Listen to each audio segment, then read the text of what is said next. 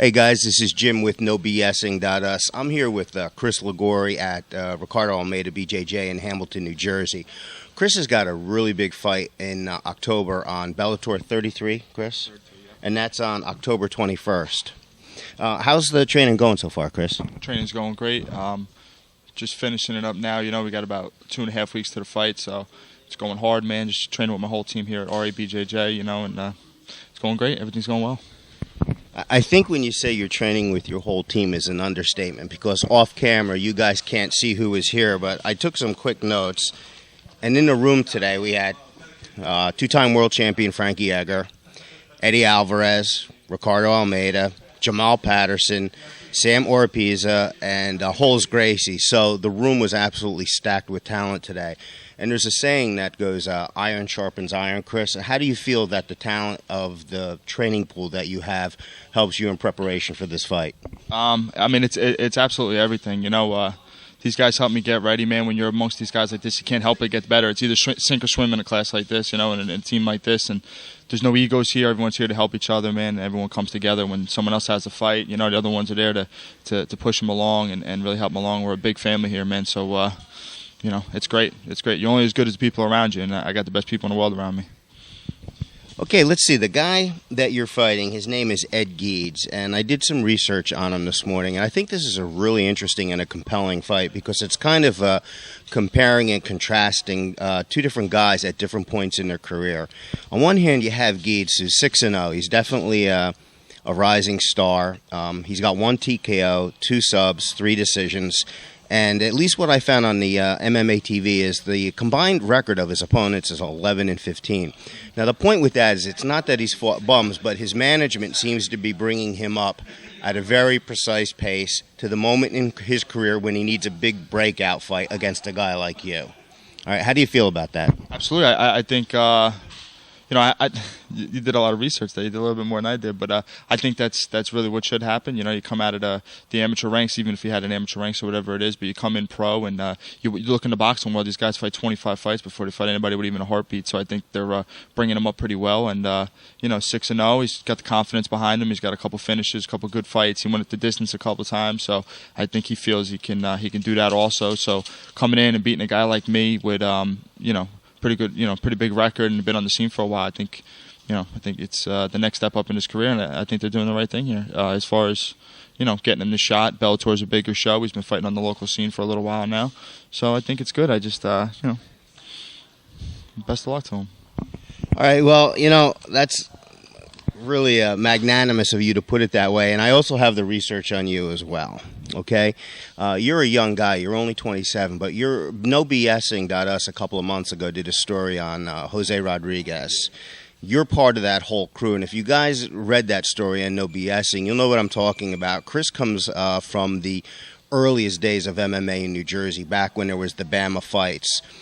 So although Ed Geeds has been brought along at the right pace at the right time, I don't know they're aware of the quality of the opponents Chris has faced in his career. He's fought Marcus Aurelio, Corey Mahone, he's fought Jim Miller twice, Matt Brown, Eric Oganov, Jorge Santiago, and Pete Sell twice. He's literally fought wars. So my thinking, Chris, is I don't know that Geeds can possibly put you in any position in the cage that you haven't been in at least, forget once, 4 or 5 times. How do you feel about that? Yeah, for sure. I mean, I've been around the block and back again, you know.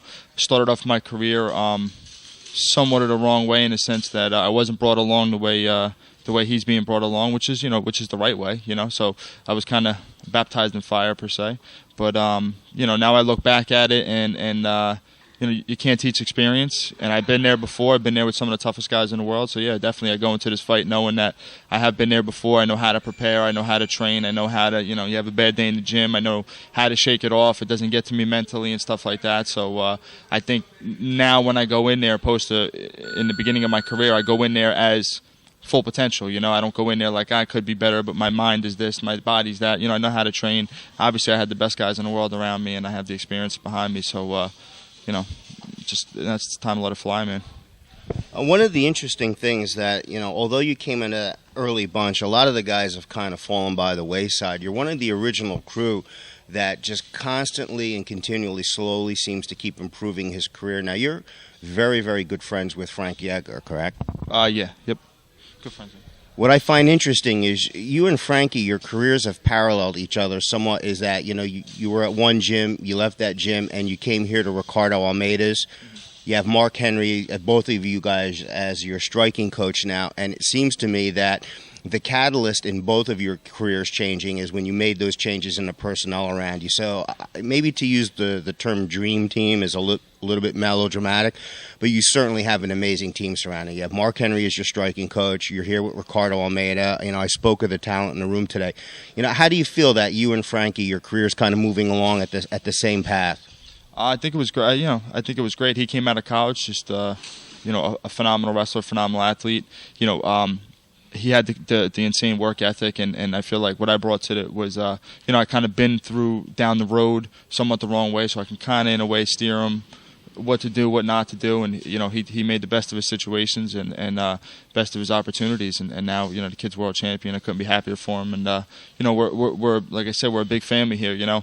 Frankie wins that belt, man. It's like we won the Super Bowl, man. It was like the whole team won the belt. We're all world champions, So, and he's that way with us, and Ricardo's that way with us, and everybody's just here for each other. So, yeah, we were at Rhino together, and then we made the move over here to Ricardo's. We got our heads together, and we discussed it, and, obviously wherever we go, we're going to go together. So we came here, and it was the absolute best move for us, and it shows, I think I blossomed as a fighter. My career has gone, much further than I would have when I started here, and then Frankie's obviously everyone knows that he's become world champion, so it's sky's the limit for us, I believe. Well, kind of at the end of the interview here, I would probably say, and I'd ask if you agree with me, that there's more pressure on Geeds than you. I mean, of course, this is an important fight for you. You win this fight, you're certainly going even farther in the direction that you need to be. But I would think that the pressure is definitely on Geeds and not on you. How do you feel about that? Yeah, I think the pressure's on him. I mean, if he wants to make a splash in this thing, he's got to start stepping up and beating guys like me. This is going to be a big fight. I'm far from a walkthrough here. I'm training my ass off, like you say. I got the best team around me here, so it's going to be it's going to be a tooth and nail fight here. And 6-0, 7-0 is a big deal. 6-1, you're another guy. So I've already been past that. Had the hype and lost the hype and got it back again and all this other stuff. So yeah, definitely, I think the pressure's on him, and let's hope it gets to him. All right, there's always, at the end of the interview, I ask the fighter two things. At the end, of course, is there any plugs for your sponsors? Sometimes the guys will answer this question, sometimes not. You can look straight into the camera, and if you have anything to say to Ed Geeds, you can say it. If not, just go straight to your sponsors. Thank Corey Cooper Smith Nutrition. Helps me with my diet, helps me with my weight cut. It really helps out big time. Ricardo Almeida, Brazilian Jiu-Jitsu.